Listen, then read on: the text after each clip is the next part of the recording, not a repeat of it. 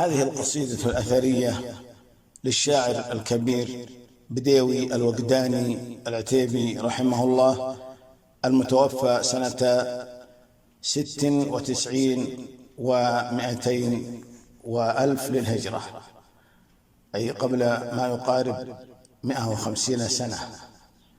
يقول: ما عاد لي في تالي العمر حاجة إلا صلاة مع جموع المصلين. ما عاد لي في تالي العمر حاجة إلا صلاة مع جموع المصلين.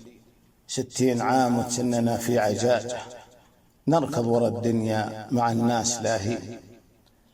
راح الشباب وراح وقت ابتهاجه، والشيب لاحب عارضي والكبر شيب. وبان الظهر لا قمت فيه اعوجاجه، وصار النظر ما هو بعيد عن العين.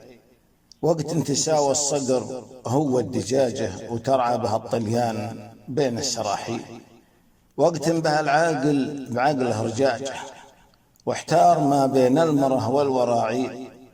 وقت انبه النسوان دايم دواجه، رتبا على الرجال رتب البعارير. وقت رفع قدر الغني والخواجه، وحط الضعيف والفقير المسيكين. وانصحك اللي تستمع لي بحاجة، ترى النصيحة ما عليها تثامين.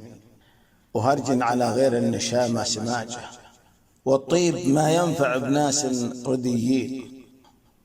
والدين هو نور الحياة وسراجه، والقبر هو صندوق الأعمال بعدين.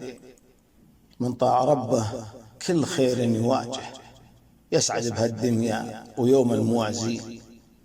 واشرب زلال الماء وجنب هماجه، واحرص على خوة هل العلم والدين.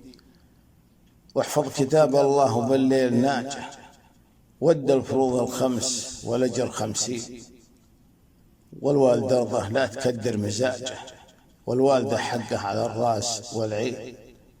واقرأ صحيح الترمذي وابن ماجه، ومن قبله نقرأ كتاب الصحيحين.